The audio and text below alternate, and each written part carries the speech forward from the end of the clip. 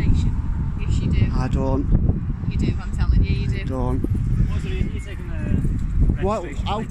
Audit Insight is dedicated to examining police interactions that raise concerns about how authority is exercised and whether those powers are being used appropriately. The footage featured today was originally recorded by Matt, 12128, with a link to the complete video available in the description. So be sure to watch the full encounter and support the original creator.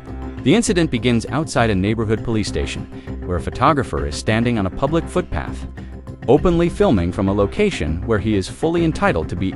Despite doing nothing unlawful, his presence quickly attracts the attention of an officer inside the station. As soon as she comes outside, the conversation takes an unexpectedly confrontational tone. She immediately starts asking for his personal information and even implies that he cannot remain there without permission. Rather than arguing, the photographer calmly asks a simple question in return: whether the law actually requires him to identify himself. Faced with that challenge, the officer has no meaningful response. Before long, a sergeant joins the exchange, and the atmosphere shifts almost instantly. What began as an unnecessary attempt to assert authority is about to become a moment where the officer is corrected on the legal position by her own supervisor. Here's what happened next. Your kite. Right, what are you doing? Why are you Taking pictures just of the marked vehicles. Why? It's just like a thing I've got, photography and that. It's like what I do. Have you got permission to take pictures at the police station? Permission? Yeah. I don't need permission. You need permission to take pictures at the Don't. police station. Yes, you do. I don't. You do, I'm telling you, you do. Don't. You're taking the What? registration plates down, please? I'm not taking registration plates down. You're recording it, aren't you? I'm just doing a documentary for like YouTube and stuff. Okay.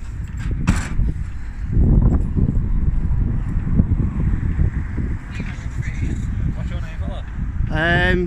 I don't give out my details, mate. Well, then you don't take pictures at a police station. I do. I'm allowed to. It's perfectly lawful. No, it's not. What laws?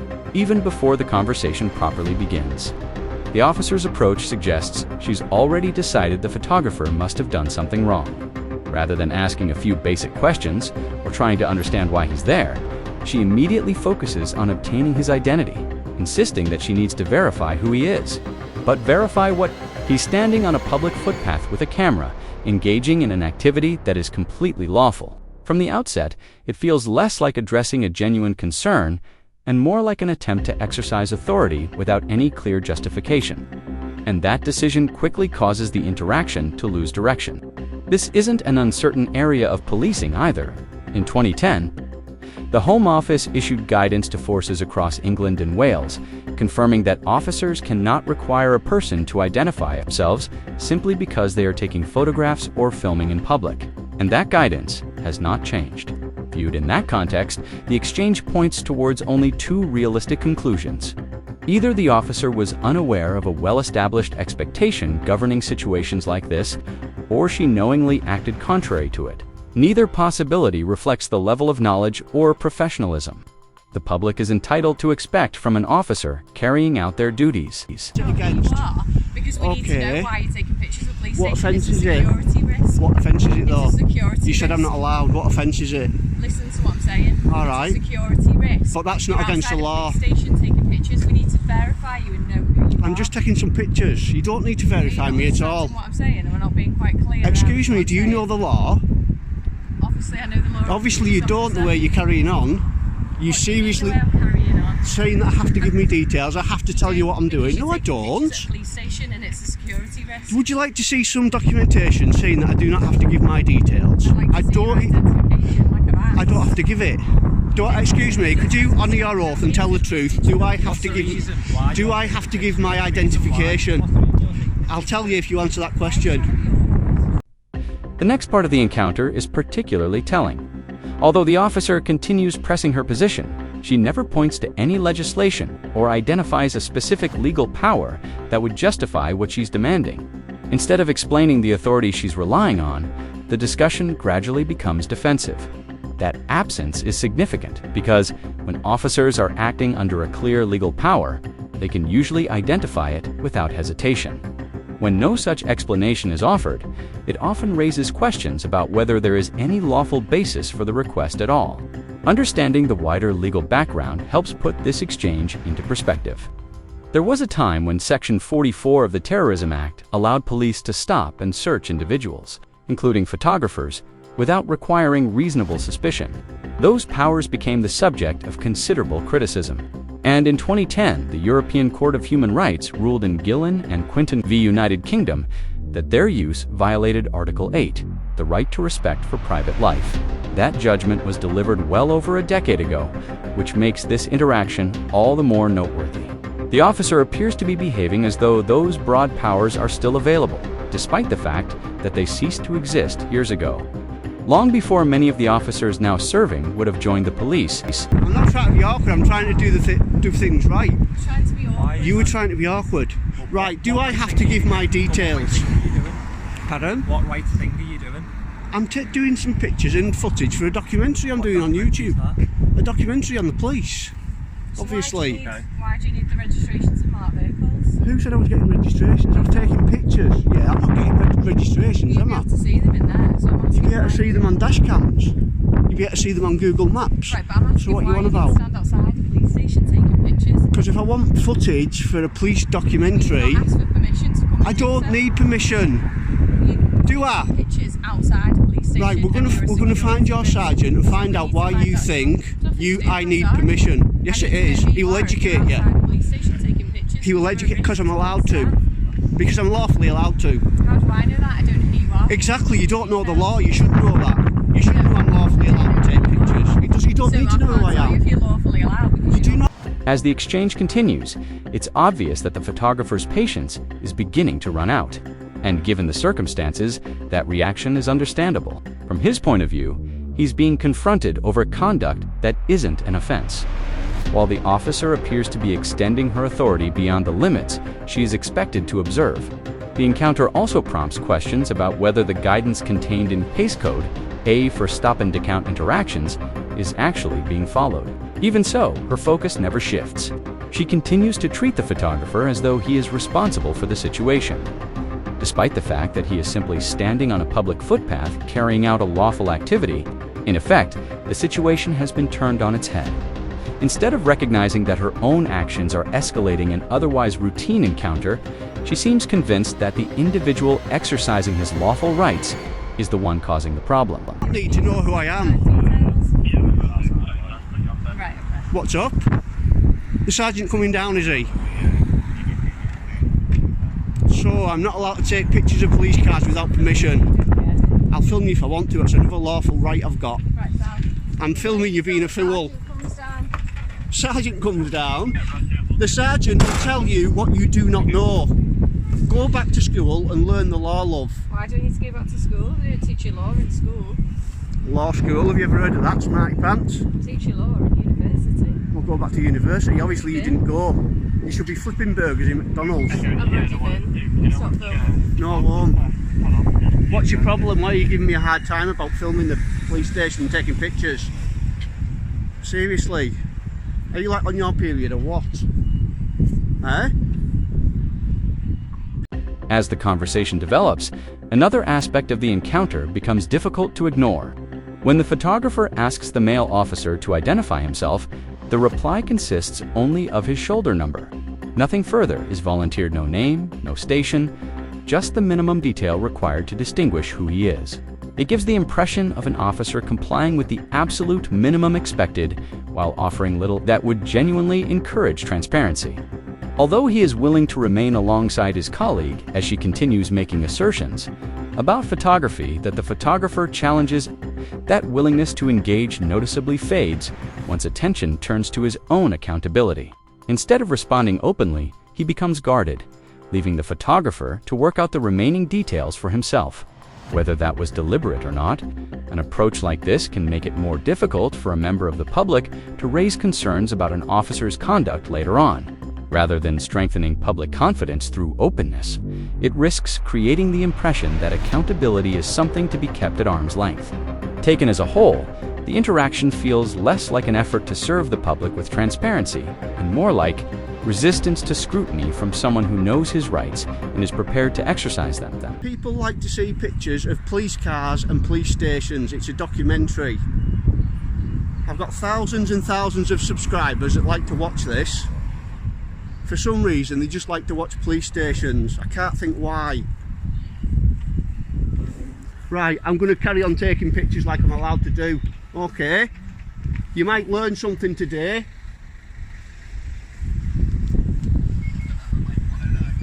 Is this a sergeant? No, it's not. Right. What law am I breaking, sir? Could I get your collar number and your name? What's your name, sir? That's the plan, can I? It's your policy to give me your name. So go on, what's your collar number and your name? The encounter then takes a noticeable turn. One of the officer's colleagues quietly draws him aside for a short conversation, and it is immediately apparent that something significant is being explained. From the way the situation unfolds, it appears he is being reminded of the basic facts that the photographer is acting lawfully, that no offense has taken place, and that standing on a public footpath with a camera does not require anyone's permission. What makes the moment particularly striking is that the discussion doesn't revolve around an obscure legal issue or a complex point of legislation. Instead, it concerns straightforward principles that officers are generally expected to know. Only moments earlier, he had backed the requests for identification, provided only the bare minimum when asked to identify himself, and remained supportive of an interaction that was becoming increasingly difficult to justify. Following that brief exchange with his colleague, however, the tone changes almost immediately.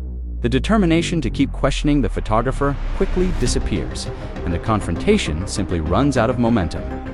What never happens, though, is any recognition that the situation should not have reached that point in the first place.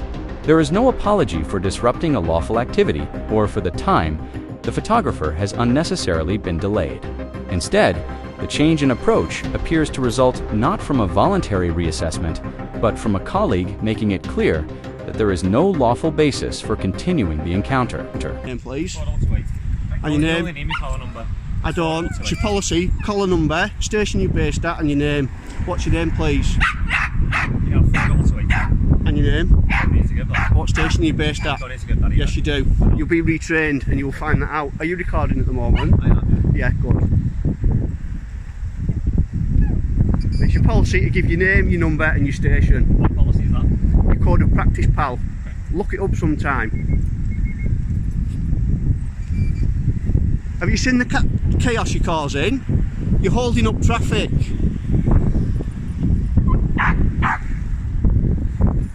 Oh, what's up? Hey? What's wrong? He's stressing you out, mate.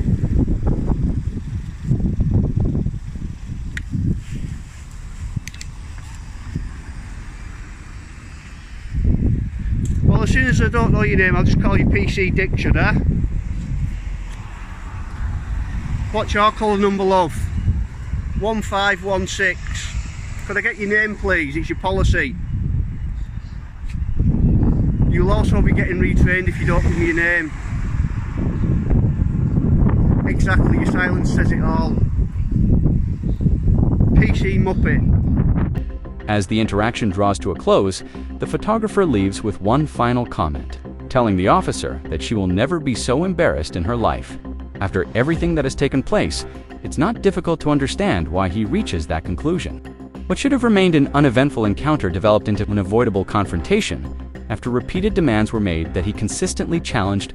Throughout the exchange, the officer continued insisting on identification without ever identifying the legal power that entitled her to require it.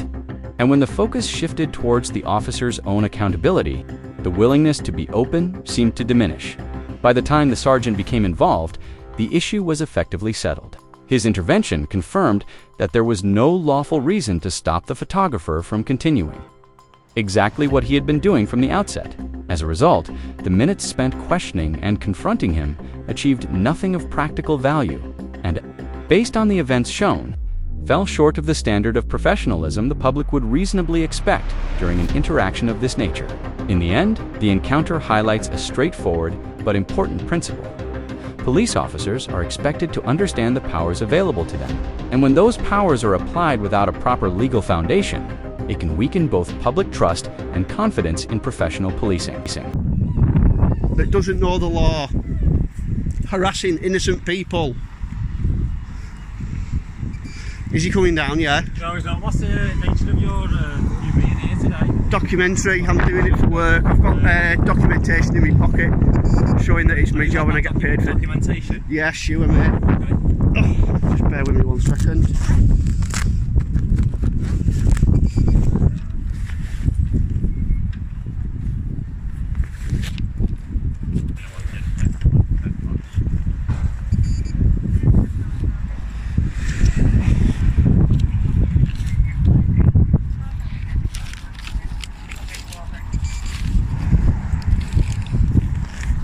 This is my YouTube channel with my income on it and what I do with my documentaries.